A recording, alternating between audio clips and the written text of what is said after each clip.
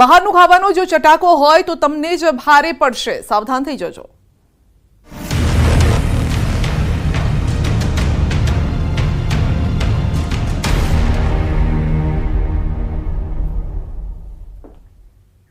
બહારનું ભોજન ખાતા પહેલા ચેક કરી લેજો, સાવધાન પણ રહેજો। અમદાવાદનો બનાવ એક સામે આવ્યો છે, દરેક ગ્રાહકો માટે લાલ બત્તી સમાન છે।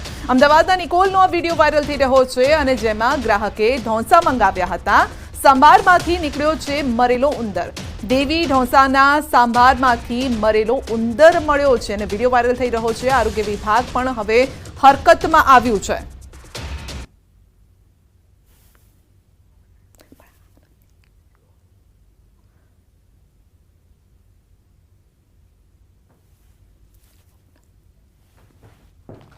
તો સાંભારમાંથી મરેલો ઉંદર મળ્યો છે। ગઈકાલે વેફરમાંથી મરેલો દેડકો મળ્યો હતો। એટલું જ નહીં, વડોદરામાંથી જે ભાખરવડી હતી એ પણ ફૂગવાળી વાસી મળી આવી હતી। તો રોજબરોજ આ પ્રકારની ઘટનાઓ સામે આવી રહી છે। અમદાવાદનો આ બનાવ છે જ્યાં સાંભારમાંથી મળ્યો છે જીવજંતુ મળી આવ્યા છે। આ પહેલા પણ આપે જોયા હશે અનેક આ પ્રકારની જે ઘટનાઓ છે તે સામે આવી ચૂકી છે, જેમાં સેન્ડવિચમાંથી ઈયળ નીકળતી હોય, આ સાથે જ ફૂગવાળી વસ્તુઓ પણ વેચવામાં આવતી હોય। સવાલ એ છે કે શું ગ્રાહકોના સ્વાસ્થ્ય સાથે ચેડા કરવાનો પરવાનો રેસ્ટોરન્ટ હોટલ ધારકોએ લઈ લીધો છે? જ્યારે તેઓ રસોઈ બનાવે છે અથવા તો પીરસે છે ત્યારે તેઓ જોતા નથી કે તેમની રસોઈમાં શું છે। આ પ્રકારની રસોઈ ખવડાવીને જો ગ્રાહકો બીમાર થાય તો જવાબદારી કોની રહેશે?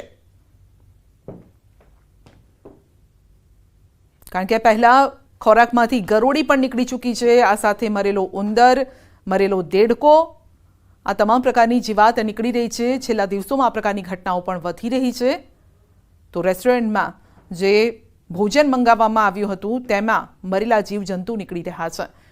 તો આ પહેલા જામનગરમાં પણ મરેલો દેડકો નીકળ્યો હતો વેફરમાંથી। આ સાથે ભાખરવડીમાં પણ ફૂગ જોવા મળી હતી। પેકિંગ નવું હતું, પરંતુ જે અંદર માલ ભરવામાં આવ્યો હતો એટલે કે ભાખરવડી ભરવામાં આવી હતી તે જૂની હતી।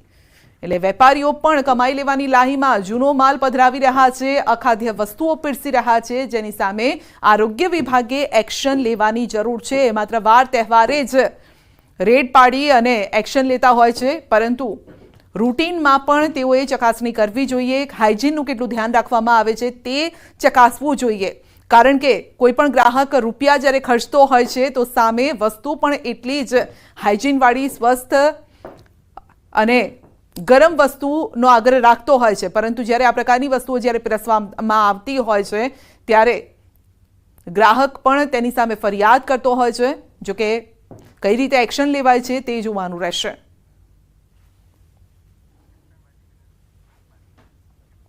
ગાંધીનગરની કલોલ જીઆઈડીસીમાં આગનો બનાવ। મહાલક્ષ્મી બેંગલ્સ નામની બંગડી બનાવતી ફેક્ટરીમાં આગ લાગી છે। કંપની પાસે આવેલી ડીપીમાં આગ લાગ્યા બાદ તણખા ઉડ્યા। તો પ્લાસ્ટિક મટીરિયલ ઉપર પડતા આગ પ્રસરી ગઈ। કંપનીના રો મટીરિયલ આગમાં બળીને ખાખ થઈ ગયું છે। કલોલ નગરપાલિકાના ફાયરની ટીમના આગ પર કાબુ મેળવવાના પ્રયાસ છે। હાલ કોઈ જાનહાનિના સમાચાર નથી, પરંતુ આગ લાગી હતી। તો કલોલ જીઆઈડીસીમાં આગનો બનાવ। બંગડી બનાવતી ફેક્ટરીમાં આગ લાગી હતી। તો ડીપીમાં આગ પ્રસરી અને આગ લાગી અને ત્યારબાદ અહીંયા પ્રસરી હતી। તો કોઈની જાનહાનિના સમાચાર નથી, પરંતુ પ્લાન્ટને નુકસાન પહોંચ્યું છે।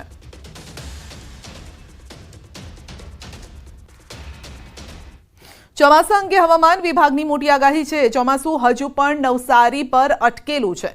2 દિવસમાં ચોમાસું આગળ વધે તેવી સંભાવના છે।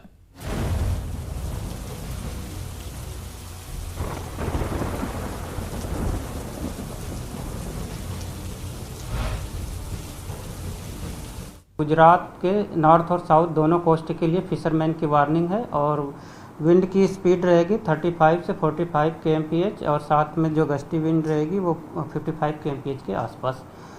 और वेदर फोरकास्ट की बात करेंगे तो डे 1 के लिए साउथ गुजरात के सारे डिस्ट्रिक्ट कवर है, जहां पर फ्यू प्लेसेस पे लाइट टू मॉडरेट रेन और साथ में थंडरस्टॉर्म की वार्निंग है। તો હવામાન વિભાગે આજે દક્ષિણ ગુજરાતમાં ભારે વરસાદની આગાહી કરી છે। આગામી 2 દિવસ માછીમારોને દરિયો ન ખેડવા પણ સૂચના આપી છે। વલસાડ, દમણ અને દાદરાનગર હવેલીમાં ભારે વરસાદની આગાહી કરાઈ છે. પવનની ગતિ 40 થી 45 કિલોમીટર પ્રતિ કલાકની રહેવાની શક્યતા છે. સૌરાષ્ટ્ર અને ઉત્તર ગુજરાતમાં હળવાથી મધ્યમ વરસાદની આગાહી છે. તો આવતીકાલે અમદાવાદમાં મધ્યમ વરસાદની આગાહી કરાઈ છે.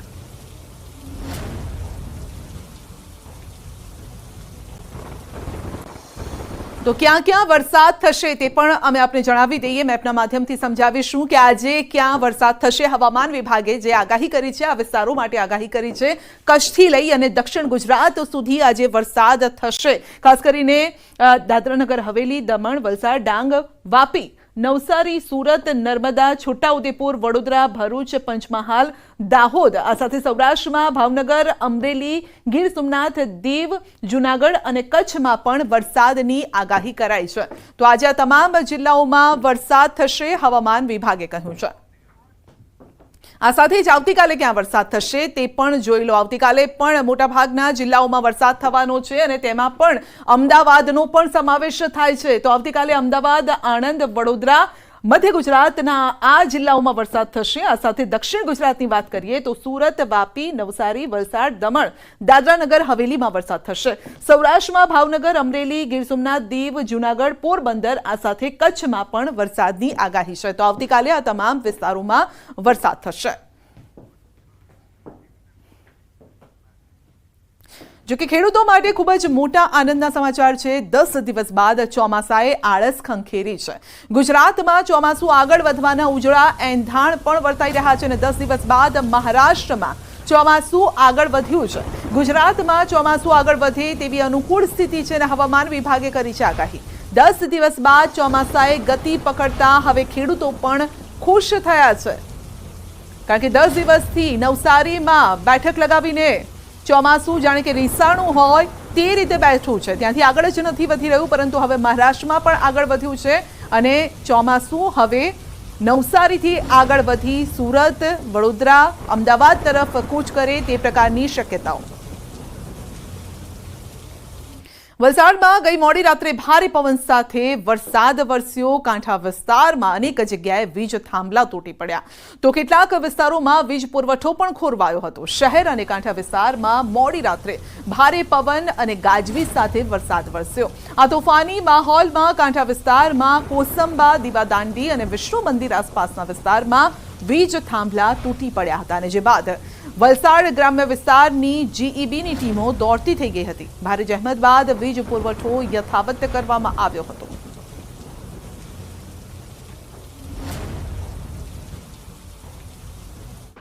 તો ચોમાસું વહેલું બેસવાની હવામાન વિભાગની આગાહી બાદ અરવલ્લી જિલ્લામાં પ્રથમ વરસાદ વરસ્યા બાદ ખેડૂતોએ ચોમાસું વાવણી કરી.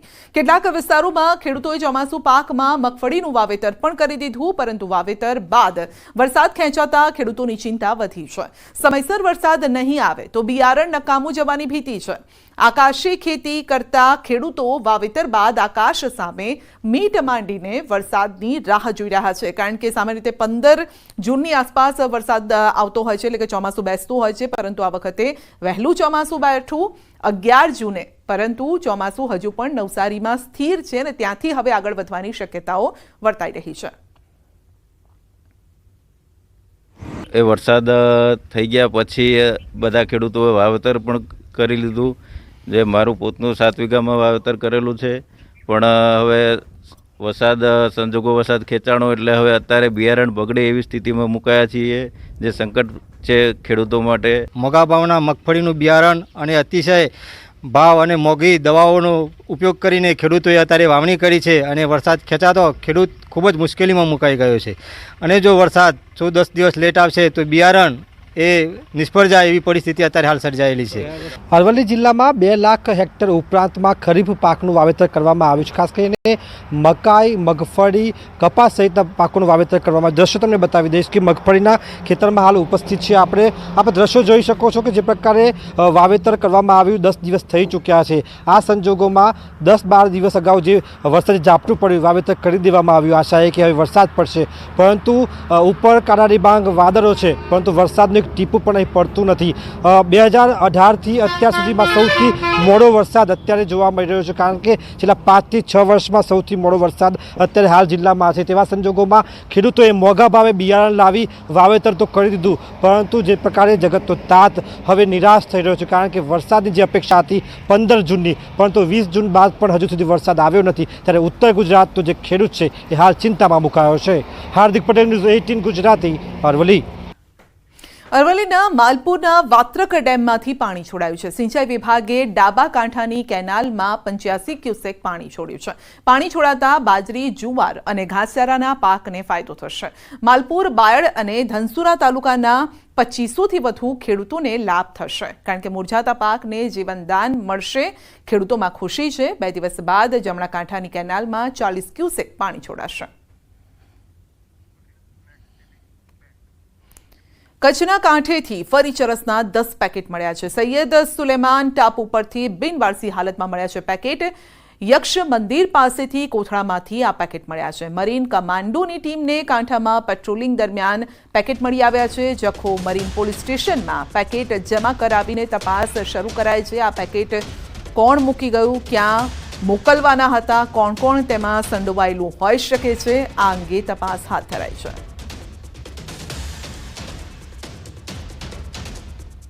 આ સાથે કચ્છમાં વધુ 150 કરોડનું ડ્રગ્સ મળ્યું છે. બીએસએફે ક્રીક વિસ્તારમાંથી ડ્રગ્સ જપ્ત કર્યું છે.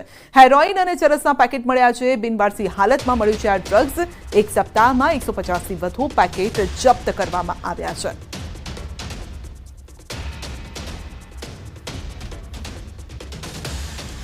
બે દિવસમાં હચમચાવી દેતી ઘટનાઓ સામે આવી છે. 2 દિવસમાં 6 સહિત 7ની હત્યા અને આ પ્રકારની ઘટનાઓ સામે આવી છે. તો એક જ દિવસમાં 4 લોકોની હત્યા કરી દેવાય છે. અમદાવાદમાં ભર બજારે ગોમતીપુરના હાથીખાઈ ગાર્ડન પાસે અંગત અદાવતમાં 2 લોકોની ઘાતકી હત્યા કરી દેવાય, જ્યારે કે એકની હાલત હજુ ગંભીર છે. બીજી તરફ રાજકોટમાં પણ અલગ અલગ વિસ્તારમાં 2 લોકોની હત્યા કરી દેવાય છે.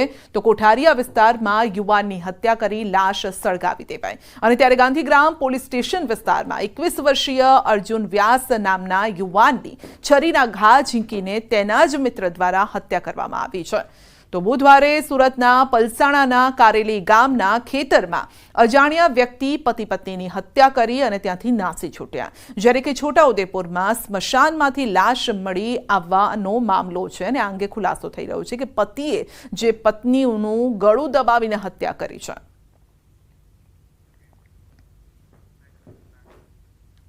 સુરતમાં અસામાજિક તત્વોને નથી રહ્યો હવે પોલીસનો ડર. લાભેશ્વર આંબાવાડી પાસે અસામાજિક તત્વોનો આતંક.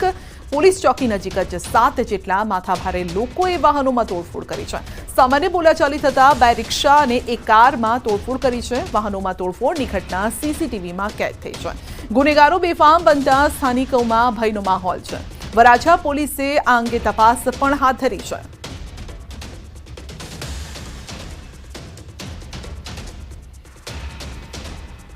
રાત્રે 12 વાગ્યાના સુમારમાં 3 થી 6 ઇસમો આવીને ગાડીમાં તોડફોડ કરી ગયા. એક ઇકો કાર છે અને 2 રિક્ષા.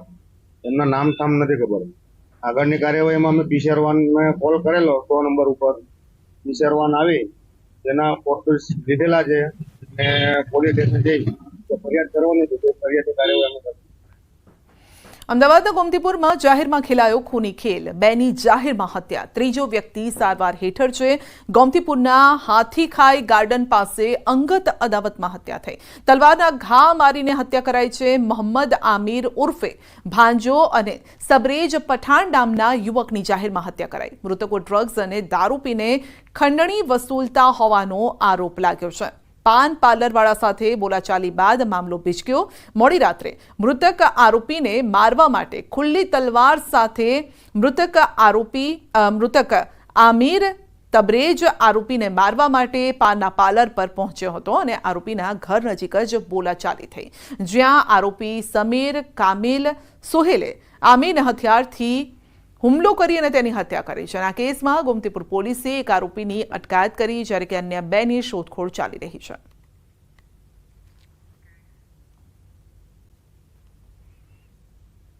અમદાવાદના ગોમતીપુર વિસ્તારની અંદર ગત મોડી રાતે ડબલ મર્ડરની ઘટના સામે આવી છે. માત્ર એક માથાકૂટ થઈ પાનના ગલ્લા ઉપર અને આખો હત્યાનો ખેલ છે તે અહીં જોવા મળી રહ્યો હતો.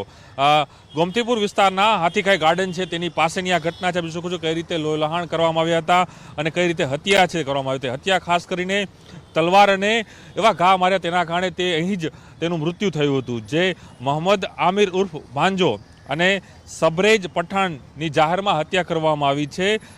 ગોમતીપુર પોલીસે સમગ્ર ગુનો હાલ નોંધ્યો છે અને માની શકાય કે બે આરોપી ગણવામાં આવ્યા છે. એક છે સમીર અને બીજો છે કમિલ. આ બંને સામે હાલ ગુનો નોંધી પોલીસે વધુ તપાસ હાથ ધરી છે. એક આરોપીની હાલ અટકાયત પણ કરવામાં આવી છે.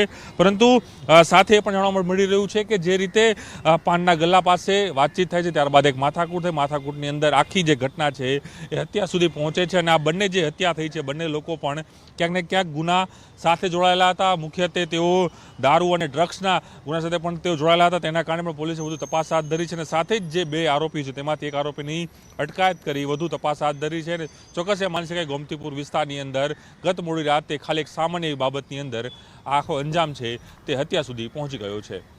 શણિક મહેતા સાથે પ્રણવ પટેલ, ન્યૂઝ 18 અમદાવાદ. આ તરફ રાજકોટમાં પણ બે હત્યાના બનાવ બન્યા છે. કોઠારિયા વિસ્તારમાં યુવાનની હત્યા કરીને લાશ સળગાવી દેવામાં આવી.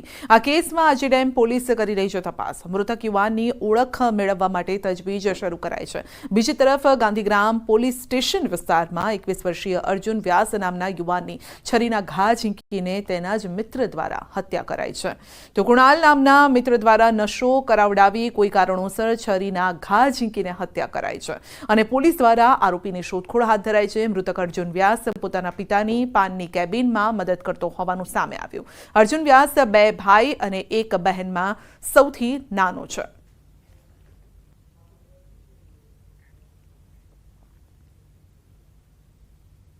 લાગી ગયો તો મિત્ર હતા, અંદરો અંદર કંઈક માથાકૂટ થઈ હશે.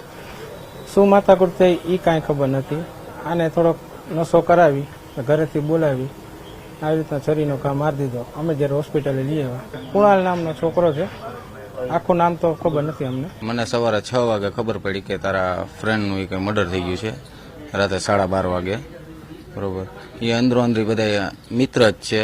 એ ઘરે જઈને સૂઈ ગયો હતો. એને પાછો ફોન કરીને બોલાવવામાં આવ્યો છે. બોલાવીને એને વાંયથી પાછો એને દગાથી મારેલો છે.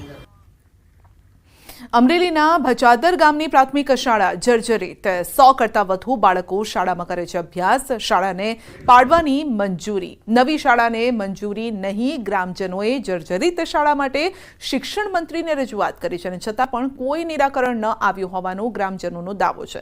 રાજુલા તાલુકાના ભચાદર ગામની પ્રાથમિક શાળા જર્જરિત હાલતમાં છે. ગ્રામજનો, સરપંચ, વાલીઓએ જિલ્લા શિક્ષણ અધિકારી અને રાજ્ય સરકાર સુધી રજૂઆતો કરી છે. ગ્રામજનો, વાલીઓમાં પણ ચિંતા છે, સાથે રોષ પણ છે. વિદ્યાર્થીઓ જોખમી શાળામાં અભ્યાસ કરી રહ્યા છે, પરંતુ ભચાદર ગામના સરપંચે વિદ્યાર્થીઓને ગ્રામ પંચાયતમાં બેસવાની વ્યવસ્થા કરી આપી છે. સરકાર ભચાદર ગામને નવી શાળા તાત્કાલિક આપે તેવી માંગ થઈ રહી છે. રાજુલા તાલુકા શિક્ષણ અધિકારીનું કહેવું છે કે શાળાના તમામ રૂમો જર્જરિત છે અને શાળામાં 6 શિક્ષક છે. હાલ શાળાને પાડવા માટેની પ્રક્રિયા કરવામાં આવશે. તો 12 જુલાઈ 2023માં 6 રૂમની દરખાસ્ત પણ મૂકી હતી. આ અંગે વધુ અપડેટ મેળવીશું સંવાદદાતા રાજન પાસેથી. જી રાજન, જર્જરિત હાલતમાં જર્જરિત જે શાળા છે તેમાં અભ્યાસ કરી રહ્યા છે એટલે માથે લટકી રહ્યું છે મોત. બિલકુલ સંધ્યા, લગભગ 100 જેટલા વિદ્યાર્થીઓ જોખમી રીતે અભ્યાસ કરી રહ્યા છે. સદભાગ્યે ગ્રામ પંચાયત ઓફિસ મોટી છે, 3 ઓરડા છે, એટલે સરપંચે અત્યારે બાળકોને બેસવા માટેની વ્યવસ્થા કરી છે. પરંતુ સૌથી મોટી વિટંબણા એ છે સંધ્યા કે આ શાળાને પાડવા માટેની મંજૂરી આપી દીધી છે, પરંતુ નવી બનાવવા માટેની મંજૂરી આપી નથી. એટલે સ્વાભાવિક રીતે જ આ ગામના જે વાલીઓ છે, વિદ્યાર્થીઓ છે, એ મુશ્કેલીમાં મુકાયા છે કે પોતાના 100 જેટલા બાળકોને ક્યાં ભણાવવા તો ક્યાં ભણાવવા. અને આ પ્રકારની જર્જરિત શાળામાં બાળકોને મોકલતા વાલીઓના જીવ પણ ન ચાલે તે સ્વાભાવિક છે.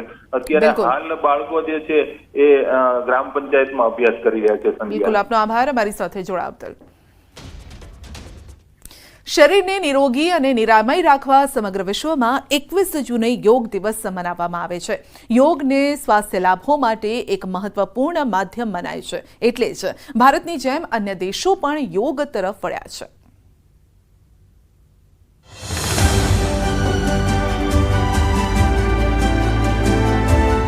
આજે યોગ સમગ્ર વિશ્વમાં પ્રખ્યાત છે. ઘણા દેશોમાં યોગને સ્વાસ્થ્ય લાભો માટે એક મહત્વપૂર્ણ માધ્યમ માનવામાં આવે છે. ભારતની જેમ ત્યાં પણ ઘણા ગુરુઓ યોગની તાલીમ આપી રહ્યા છે અને સતત યોગનો પ્રસાર થઈ રહ્યો છે, જેના પરિણામ સ્વરૂપે સમગ્ર વિશ્વ આજે આંતરરાષ્ટ્રીય યોગ દિવસની ઉજવણી કરી રહ્યું છે. 21મી જૂને વિશ્વભરમાં આંતરરાષ્ટ્રીય યોગ દિવસની ઉજવણી કરવામાં આવી રહી છે. પ્રથમ આંતરરાષ્ટ્રીય યોગ દિવસ 21 જૂન 2015ના રોજ ઉજવવામાં આવ્યો હતો. યોગ દિવસની ઉજવણીનો પ્રસ્તાવ સૌપ્રથમ પ્રધાનમંત્રી મોદીએ 27 સપ્ટેમ્બર 2014ના રોજ સંયુક્ત રાષ્ટ્ર મહાસભામાં તેમના સંબોધનમાં મૂક્યો હતો. આ પછી સંયુક્ત રાષ્ટ્રએ આ અંગે પ્રસ્તાવ લાવીને 21 જૂને આંતરરાષ્ટ્રીય યોગ દિવસ મનાવવાની જાહેરાત કરી હતી. 2014 में जब यूएन जनरल असेंबली में योग दिवस का प्रस्ताव आया तो रिकॉर्ड देशों ने इसे समर्थन दिया था. तब से लेकर आज तक अंतर्राष्ट्रीय योग दिवस के जरिए योग एक वैश्विक आंदोलन बन गया है, ग्लोबल स्पिरिट बन गया है. મનને કાબૂમાં રાખવું અને વૃત્તિઓથી મુક્ત થવું એટલે યોગ. સદીઓ પહેલા મહર્ષિ પતંજલિએ મુક્તિના 8 દરવાજા વર્ણવ્યા: યમ, નિયમ, આસન, પ્રાણાયામ, પ્રત્યાહાર, ધારણા, ધ્યાન, સમાધિ. યુવા વર્ગ પોતાની ફિટનેસ અને ઇન્ટરનલ સ્ટ્રેન્થ મજબૂત કરવા યોગ તરફ વળ્યો. ઇન્ટરનલ બ્રીથિંગ અને ઓર્ગન સ્ટ્રેન્થ વધારવા યોગ મહત્વનું પાસું. ભારતની પ્રાચીન સંસ્કૃતિની સ્વાસ્થ્ય ધરોહર એવી યોગ વિદ્યાને વિશ્વભરમાં પ્રસરાવવાનો શ્રેય આદરણીય નરેન્દ્રભાઈને આપણે સૌએ આપવો જ પડે. યોગ અભ્યાસથી સ્વસ્થ, તંદુરસ્ત અને તણાવ મુક્ત જીવન કેવી રીતે જીવી શકાય તો એનું જ્વલંત ઉદાહરણ આપણા ઋષિ મુનિઓએ, યોગાચાર્યોએ દુનિયાને પૂરું પાડ્યું છે. કોરોના જેવી મહામારીમાં પણ આપણે જોયું છે કે યોગ, પ્રાણાયામ સંજીવની સમાન બન્યા, એ આપણે સૌને જાણ છે.